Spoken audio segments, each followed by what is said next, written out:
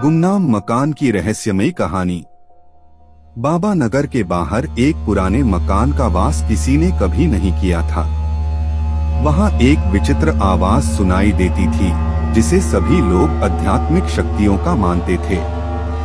यह आवाज रात को ज्यादा सुनाई देती थी। जिस दिन राजवीर और उसके दोस्त अमित मकान के पास से गुजर रहे थे, वे आवाज सुना। वे उसे अधिक ध्यान से सुनने लगे और तब उन्होंने एक प्रकार की पुकार को सुना। अमित ने कहा, तुम सुना? कुछ खास तो है इस मकान में। राजवीर ने कहा, मुझे लगता है हमें इस मकान में जाना चाहिए। अमित कुछ इरादे और होश में नहीं था, लेकिन वह राजवीर के साथ था, इसलिए वह उसके साथ चला गया। जब दोनों दरवाजे पर खड़े हुए तो वे देखा कि दरवाजा आत्महत्या करने वाली एक महिला ने खोल दिया था।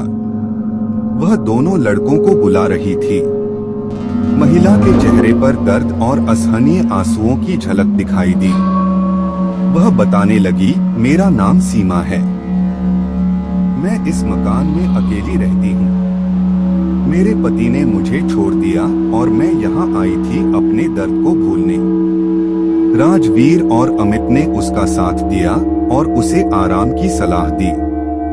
दिन बिताते बिताते वह उनसे अधिक घनिष्ठ हो गई। एक दिन सीमा ने राजवीर को एक पुराना बॉक्स दिखाया। बॉक्स के अंदर एक पत्र और कुछ पुराने फोटोग्राफ्स थे।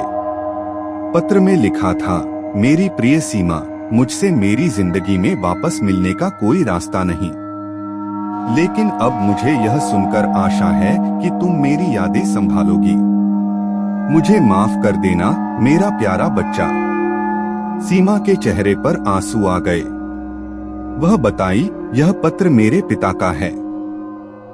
वह अपने जीवन के आखिरी दिनों में बहुत दुखी थे।